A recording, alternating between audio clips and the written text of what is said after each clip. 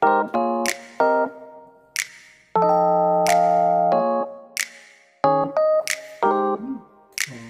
na. Sarap na mga viewers, gagawa tayo ng ensaymada na may palaman na ube. Ito pala yung ating halaya. So yung ating halaya, ayan, naluto na. Tapos ito yung ating topping para sa ating ensaymada. So yung dough, bali na paalsa ko na. Kunin ko na lang. Try natin na maglagay ng palaman sa ating ensaymada. Kasi nung nakaraan gumawa ako plain lang. So, sana maganda yung, ayan, sana po maganda yung pagkakagawa kasi hindi pa ako nakatry na maglagay ng palaman para sa ensaymada. So, ngayon, subukan natin. So, ito po yung ating dough. Ganda ng pagkaalsa. Lipat na natin yung ating dough.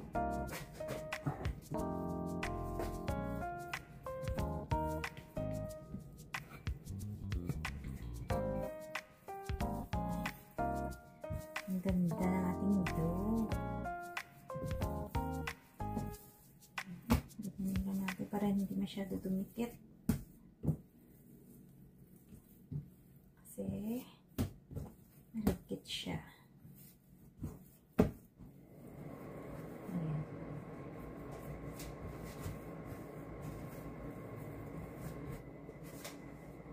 So, slice na natin. Maganda yung aking dough. You know. Ilang ensaymada kayo magagawa ko nito. Mga viewers, na-slice ko na yung dough natin.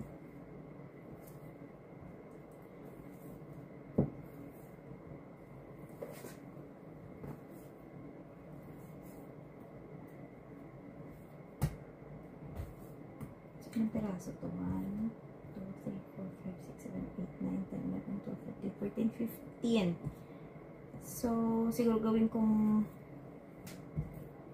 16. 15 lang talaga. Natutuwa na naman. May pangkape na naman si Dadong bukas.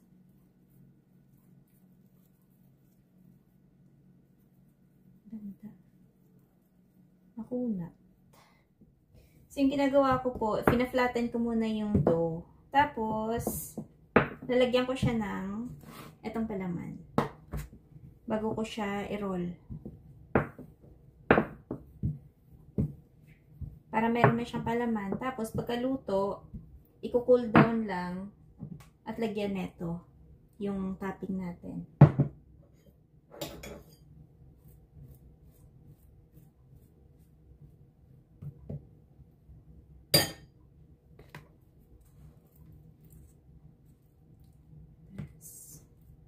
Ito yung ube. Papahid ko lang sa side. Ang bango ng ube. Parang sarap. Tapos i-roll natin.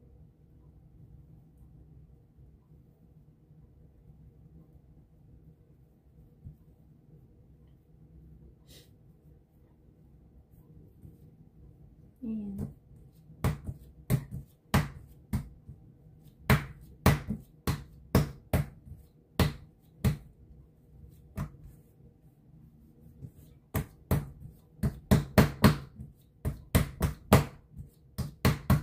Yan, parang mahaba.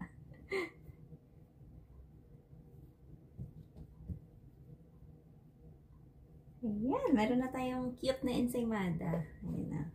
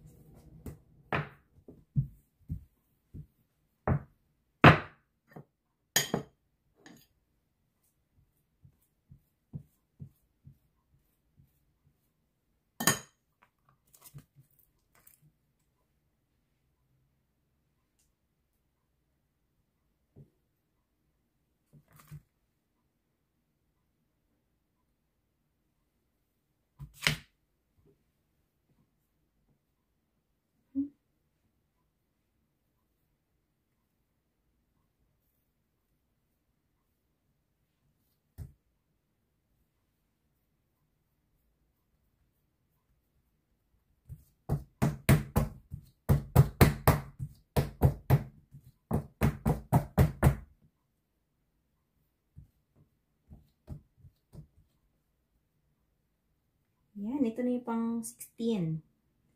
In-adjust ko na lang yung pagkakalagay kasi para kumasya yung 16 pieces. So, patubuin ko muna siya. Tapos, i-bake natin ng up to 15 minutes sa 350 degrees Fahrenheit.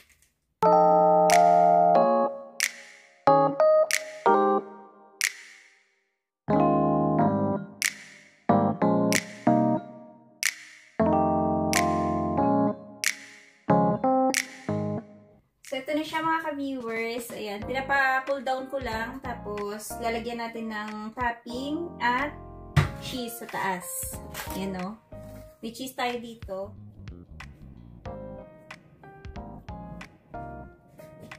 Kasi pag mainit siya, malulusaw yung butter.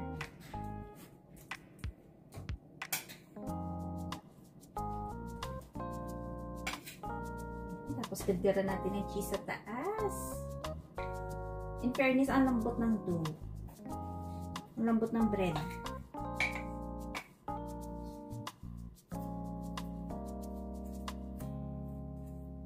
Sakto, meron na naman kaming pangkape bukas.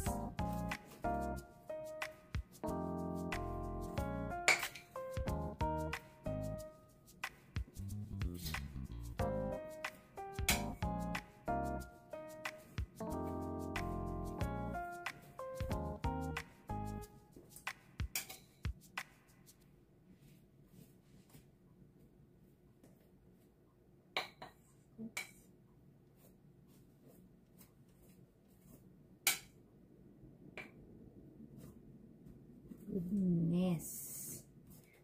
Parang ang sarap.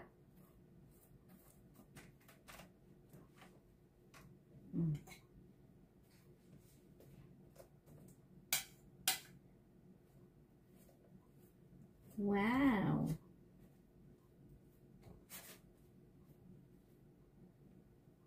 Woo. Diba? Ang sarap, no?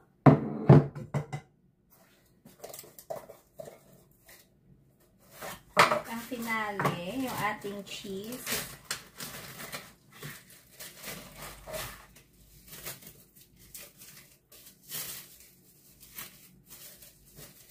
Binabalot ko siya sa plastic wrap.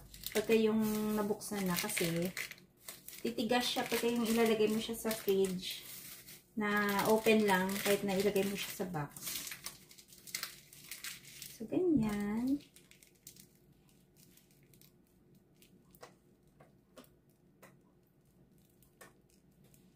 Wow, special yung ating ensaymada. May pa cheese. Diyos ko po. Ha? Hindi mo na, Beng. Sa sunod na lang. Kasi naano ako dito eh. Tatanong si Danis kung gagawa pa ako ng pulburon. Kasi sabi ko sa kanya gagawa sana ako. Eh, dito ako na, nabara ako dito sa ensaymada. Uy, grabe. Special. May pa-cheese pa. Lumulunok-lunok na ako.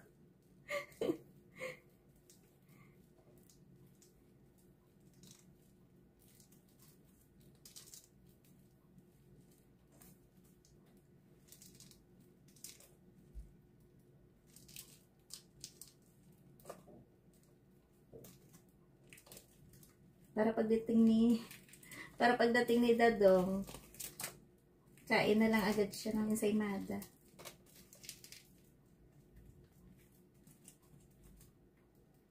Ay! Grabe, ang sarap!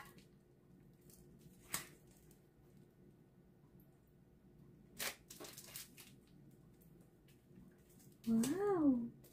Nakakatuwa. Pagka yung makita mo yung binibake mo na maganda yung resulta, nakakatuwa kaya. Parang lalo kang ma-inspire na mag-bake pa ng mga tinapay. So, ayan mga ka-viewers. Ito na po yung ating ube ensaymada na espesyal. Muntik nang tumaob. Ayan o. Ayan, kitang-kita yung ube. Ayan. Wow. Ang sarap. Ang bango. Antayin natin si Dadong tapos tikman natin. Grabe. Ayan o, kitang-kita yung ube. Ayan. Medyo warm pa siya pero hindi naman na siguro malusaw pa yung topping natin. Kasi yung warm niya nasa baba. Sakto, andyan na si Dadong. Ang galing ng tumaiming, no? Ano naman yan? Ang galing tumaiming, si Dadong. Ako kung anong kakainin ko, nakapag-gawa ka na pala. Ensaymada pa na may ube. Parang ang sarap pa, oh. Oh, very good. Wow, very good. Parang estudyante, no? Nanguuto pa. Ang galing mag-uto. Hindi naman. Ayan, no? Tagalin mo muna yung jacket mo. Ano pala? May best din naman ako. Ah, dito natin tikman. Tikimin, Dadong. Hindi nga. Ako yung pagkatikim ah. Ilit mo na ako. Ayan, no? Na-excite talaga ako kasi parang, feeling ko parang masarap. Yung kalat ko, dyan pa yung mga hugasin ko. Kasi hindi ko muna hinugasan. Kaya inaantay ko itong mag-cool down muna. Tapusin ko muna to. Up. Natin mga ka-viewers kung masarap nga daw. Nga daw. Hindi ko pa nga kasi natikman. Magandang umaga pala sa inyong lahat. Magandang umaga. Magandang gabi, magandang tanghali. Patanghali na. Nagugutom na ako. O, tikman mo na. Oo nga, parang masarap na mga ka-viewers. Tingnan mo yan, oh. Yan, nagkalat yung ano. Alam mo yung parang pinapay dati sa atin na... Uy, grabe naman. Ano to, homemade to. Mas masarap to. Oo naman. Siyempre. Oo nga, masarap na. Sarap na mga viewers. Hindi, pero tikman ko din, syempre. Alam ka naman si Dadong yung titikim, no? Hindi, masarap. Hindi masarap? Ano ba talaga? Hindi, masarap nga. Masarap siya? Ayan, no? Yan, ang lambot. At saka yung dough niya, napakalambot. Ayan. O, diba? Meron na naman akong na-discover na naman. Oh, ang lambot. Oh? Yay! Yan, kain po tayo. Sabihin ko na lang yung ingredients. Masarap. Bakit siya lumambot? Siyempre, nilamas-lamas ko kanina. Hindi lang harina to. Harap. Mahula ka na naman. Masarap. Masarap siya. Ba't mo ako iniwan dito? Dami pa pala. Dami pa pala. Sarap na. Ako mga ka-viewers, patok to.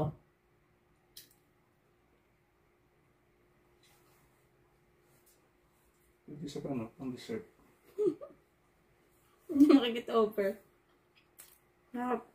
Hindi kasi yung dough niya. Hindi siya yung buwaghan. Yeah. Ang ganda. Ayun, parang brioche. Ganda. Tama.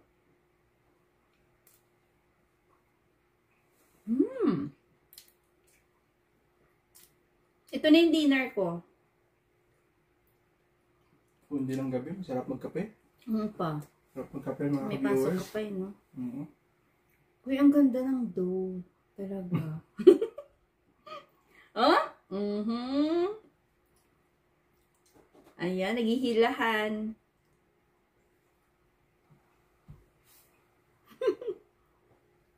Para na rin siyang pang tunda sa Goldilocks. We! Nakuto eh. Bilis muna ako.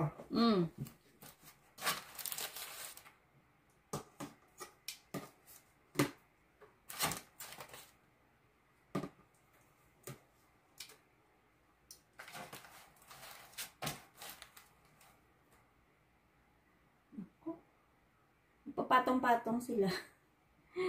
Okay lang. Tatanggal yung ibang cheese niya.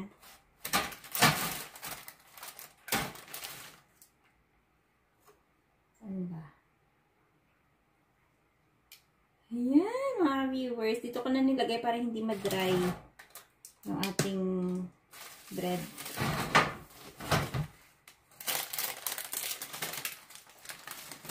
Sayang, diba? Yung cheese. Simutin natin